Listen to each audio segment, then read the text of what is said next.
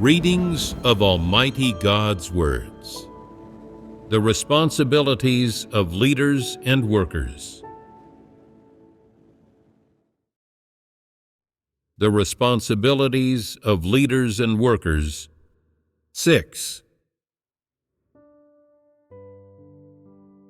There are some people who are extremely faint-hearted, and whenever they hear that a brother or sister has been arrested, they are extremely afraid of being arrested themselves. It is clear that if they do get arrested, there is a danger of them selling out the church. How should such people be handled? Are these people fit to do some important duties? No, they aren't. Some people may say, who can guarantee that they themselves won't become a Judas? No one can guarantee that they themselves would never become a Judas if they were to be tortured. So why doesn't God's house use cowardly people who could become Judases? Because people who are obviously cowardly could get arrested and sell out the church at any time. If such people are used to do an important duty, it is extremely likely that things will go wrong.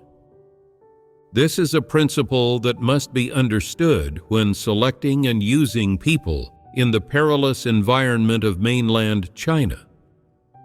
There is a special circumstance here, which is that some people have been subjected to severe, prolonged torture that put their lives in danger, and ultimately, they really couldn't bear it anymore.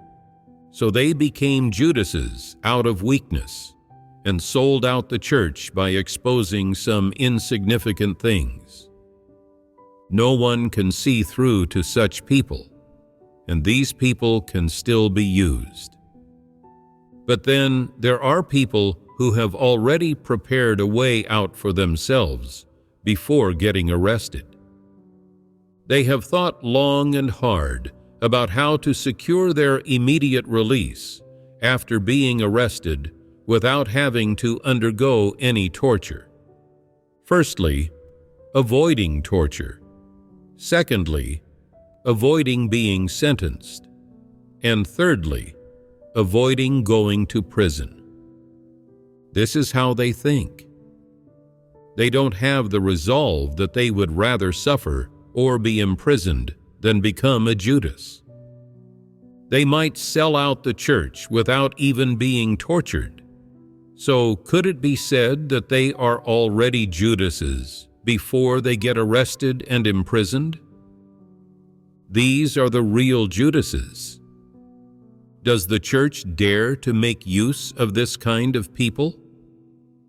If they can be spotted, they absolutely must not be cultivated and used. How do these people usually manifest themselves? They are extremely faint-hearted. As soon as something goes wrong, they shirk their responsibilities at the earliest opportunity, and whenever they encounter the slightest bit of risk, they abandon their duty and take off. Every time they hear that the environment has become dangerous, they find a safe place to hide. No one can find them, and they don't keep in contact with anyone. Laying low is a job they do exceptionally well. They don't care about whatever difficulties the church's work is experiencing, and they are capable of putting aside any manner of critical work. They regard their own safety as more important than anything else. Moreover, in the face of danger, they will get others to stick their necks out and take risks whenever something comes up, while they protect themselves. No matter how much danger they expose others to, they feel that it is worthwhile and proper to do this for the sake of their own safety. Also, when faced with danger, They don't hurriedly come before God to pray, nor do they hurriedly arrange for the transfer of brothers and sisters or church property that may be in danger. Instead, they first think hard about how to escape, how to hide, and how to extricate themselves from the danger. They even have their exit plan worked out: who to sell out first if they do get arrested, how to avoid being tortured, how to avoid being sentenced to prison, and how to avoid adversity. Whenever they encounter some kind of adversity, they are scared to death and don't possess a single ounce of faith. Aren't people of this kind dangerous? If they are asked to undertake perilous work, they grumble about it endlessly. They become frightened and constantly think about running away and are unwilling to undertake it. People of this sort already show signs of being Judases even before they are arrested. Once they do get arrested, it's 100% certain that they will sell out the church. In doing their duty in God's house, they are really proactive in everything that puts them in the limelight without exposing them to risk. But when it comes to taking risks, they back off. And if you ask them to do something risky, they won't do it. They just won't take responsibility. Once they hear of danger somewhere, for instance, that the great red dragon is conducting arrests, or that some believers have been caught, they stop attending gatherings. They cease contact with the brothers and sisters, and no one can find them. They re-emerge once the rumors have subsided and everything's fine. Are people of this kind reliable? Can they do a duty in God's house? No. Why can't they? They don't even have the resolve or aspiration to not become Judases. They are just cowards, wimps, and good-for-nothings. People of this sort have one obvious characteristic, which is that no matter what strengths and abilities they possess, if God's house makes use of them, they will never devote themselves wholeheartedly to defending the interests of God's house. Is it that they don't defend the interests of God's house because they are incapable of doing so? No, that's not the case. Even if they have this ability, they won't defend the interests of God's house. They are typical Judases. Whenever they need to have dealings with non-believers in the course of doing their duty, they maintain harmonious relations with them and see to it that the non-believers maintain a high regard, respect, and appreciation for them. What then is the price by which they obtain all this? It is that of selling out the interests of God's house in exchange for their personal glory and interests. This kind of person is especially cowardly even before getting arrested, and after being arrested, they are 100% certain to become a traitor. God's house absolutely cannot use people like this, these Judases, and it must eliminate them as soon as possible. As for the sort of people who are Judases, although outwardly they don't appear to be evil ones, they are actually people of extremely lowly integrity and diabolical character. No matter how much they listen to sermons or read God's words, they just cannot understand the truth, and neither do they feel that harming the interests of God's house is the most shameful, wicked, and vicious thing. They are willing to step up when it comes to things that get them noticed. But when it comes to things that are risky or tricky to deal with, they let others take on them and tackle them. What manner of people are they? Are they not people of extremely lowly integrity? Some people purchase things for God's house, and in doing so, they ought to take into account the interests of God's house and be fair and reasonable. However, the kind of people who are Judases not only fail to defend the interests of God's house, but on the contrary, they help non-believers at the expense of God's house and satisfy the demands of non-believers at every opportunity, and would rather the interests of God's house be harmed if it helps them to curry favor with non-believers. This is called biting the hand that feeds you, and it is lacking in virtue. Is this not having despicable humanity?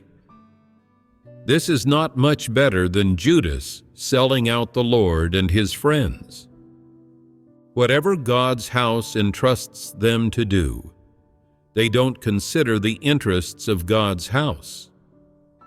When asked to purchase something, they never shop around and compare the prices, quality, and after-sales service of multiple suppliers, and then carefully weigh up the options and carry out the proper checks so that they avoid getting cheated, save God's house a bit of money, and protect the interests of God's house from being harmed.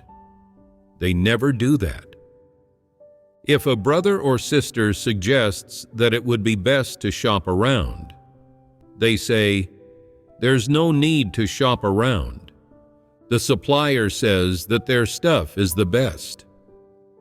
When the brother or sister asks them, "So, can you negotiate a price with them?"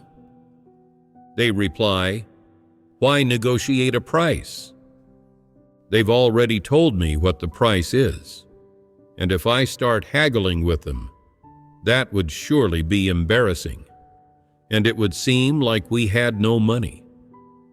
God's house is wealthy, isn't it? No matter how much something costs or what the quality is like, as long as they deem it suitable, they will get someone to purchase it straight away and will criticize, reprimand, and even condemn anyone who delays in making the purchase. No one dares to say no to their faces, and no one dares to put forward any opinions, whether they are doing a major deal or running a small errand for God's house. What are their principles? God's house just needs to pay the money, and whether or not the interests of God's house are harmed has nothing to do with me. This is just how I get things done. I have to establish good relations with non-believers. Whatever the non-believers say is right, and I will go along with it. I won't handle matters according to the requirements of God's house. If you want to use me, then do so. If you don't want to use me, then don't. It's up to you. This is just how I am. Is this not a devilish nature? Such people are non-believers and disbelievers. Can they be used to handle affairs for God's house? This kind of person has some education, strengths, and some outward abilities, and is good at talking, and can handle some business. But no matter what affairs they handle for God's house, they inevitably do it recklessly and willfully, causing harm to the interests of God's house. They also persistently deceive God's house and conceal the true state of affairs. And once they have messed things up, God's house has to arrange for someone to clean up their mess. This is a typical example of colluding with outsiders to sell out the interests of God's house. How is this different from Judas selling out the Lord and his friends? When people of this kind are used to do a duty, not only do they fail to render service to God's house, but they turn out to be wastrels and bringers of bad luck. They aren't even qualified to be service doers. They are degenerates, pure and simple. Such people are exactly lackeys of Satan and offspring of the great red dragon, and once they are revealed, they should be cleared out and eliminated right away. As a believer in God and a member of God's house, they can't even fulfill their responsibility to defend the interests of God's house. Do they still have conscience and reason? They are even worse than a guard dog. The sort of people who are Judases don't have the word Judas plastered across their foreheads, but their conduct and actions are of exactly the same nature as those of Judas, and you should never make use of this kind of people. What do I mean by never make use of? It means that they must never, ever be trusted with important matters. If it's a trivial matter that doesn't have implications for the interests of God's house, it's okay to make use of them temporarily. But this type of person definitely doesn't conform to the principles of God's house for using people, because they are born Judases, and they are innately bad. In short, these people are dangerous characters and absolutely must not be used. The longer you use this kind of people, the more uneasy you will feel, and the more repercussions it will have in the future. Therefore, if you already see clearly that they are the kind of people who are Judases, then you absolutely shouldn't make use of them. All of this is true. Is it proper to act this way toward them? Some people may say, it's unloving to act this way toward them. They haven't sold anyone out. How can they be Judases? Do you need to wait for them to sell someone out? How did Judas manifest himself? Were there any signs that he was about to sell out the Lord? Yes, he stole money from the Lord Jesus' money bag. People who constantly sell out the interests of God's house have the same nature as Judas, who stole money from the money bag. Once people like this are arrested, they will sell out and give up everything they know to Satan without holding anything back. This kind of person has the essence of Judas. Their essence has already been clearly revealed and exposed. If you use them nevertheless, are you not asking for trouble? Is this not intentionally harming God's house? Some people openly say, if anyone prunes me, or if anyone does anything that harms my interests, or ruins the good thing I've got going here, they'll get what's coming to them. It is especially the case that this kind of person has the essence of Judas. It is all too obvious. They themselves tell others that they are Judas, so this kind of person definitely cannot be made use of. There is another kind of people who cannot be considered as either good or bad, and who are believers in name only. If you ask them to do something occasionally, they can do it, but they won't proactively do their duty if you don't arrange it for them. Whenever they are free, they attend gatherings, but in their own private time, it's not known whether they eat and drink God's words, learn hymns, or pray. However, they are relatively friendly toward God's house and the church.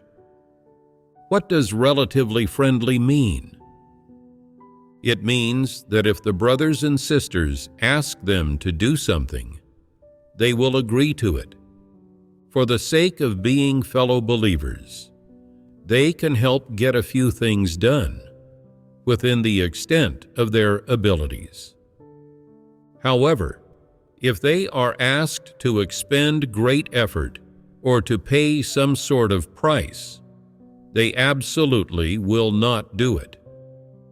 If a brother or sister is in some difficulty and needs them to lend a hand, such as by occasionally helping to look after the house, cook a meal, or occasionally helping out with a few minor chores, or the person knows a foreign language and can help the brothers and sisters to read letters, they are able to lend a hand with this sort of thing and are relatively friendly.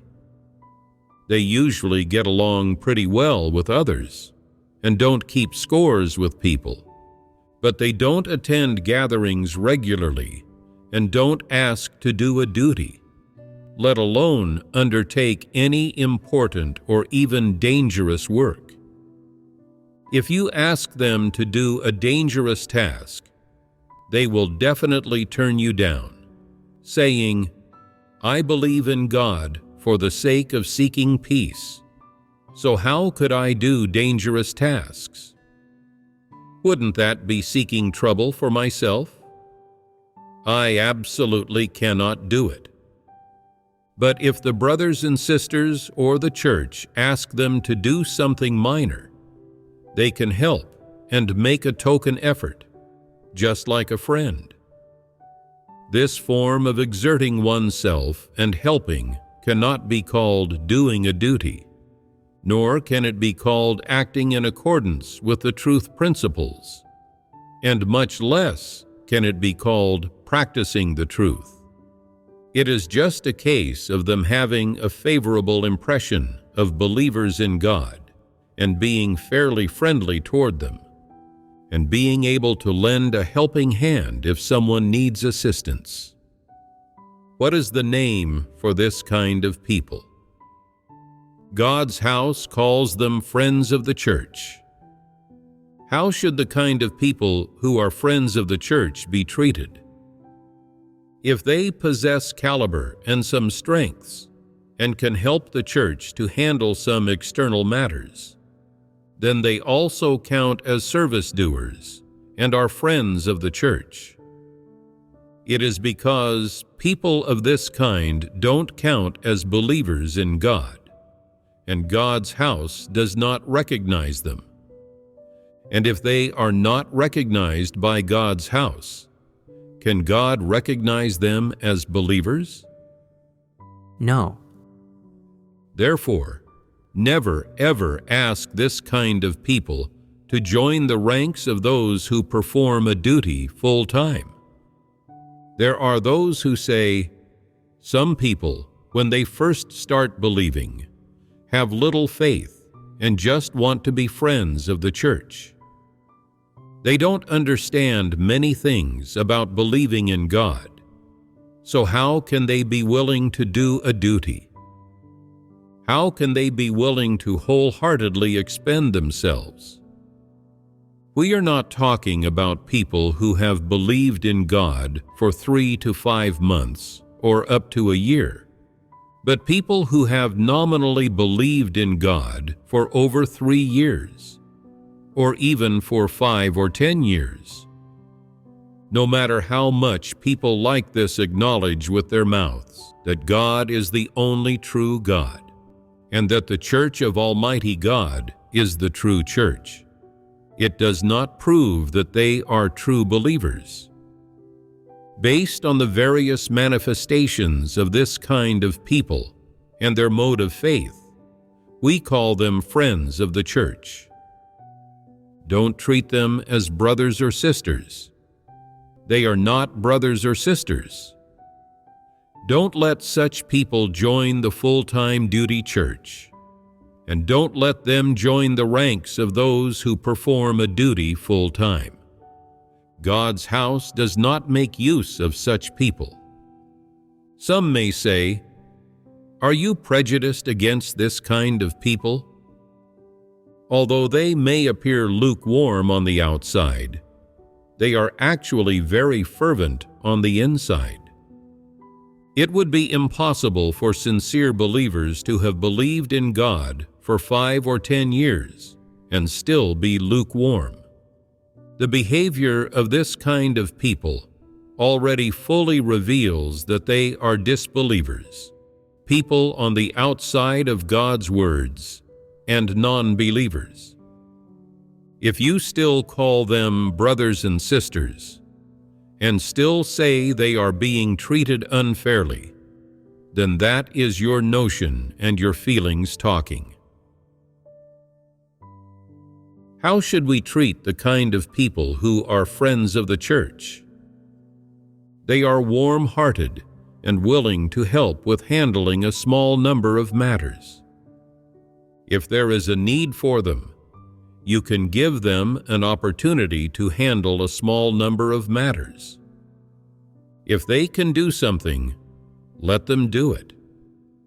As for things that they can't do well, and might even mess up, definitely don't leave such tasks to them, so as to avoid creating trouble.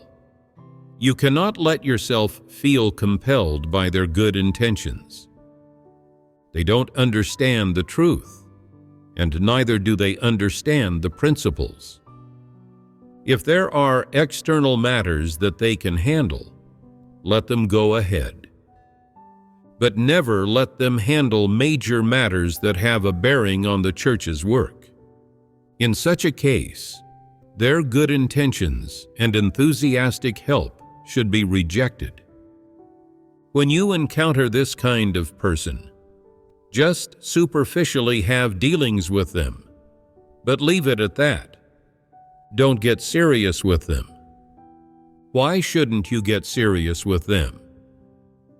Because they are just friends of the church, and they are not the brothers or sisters at all.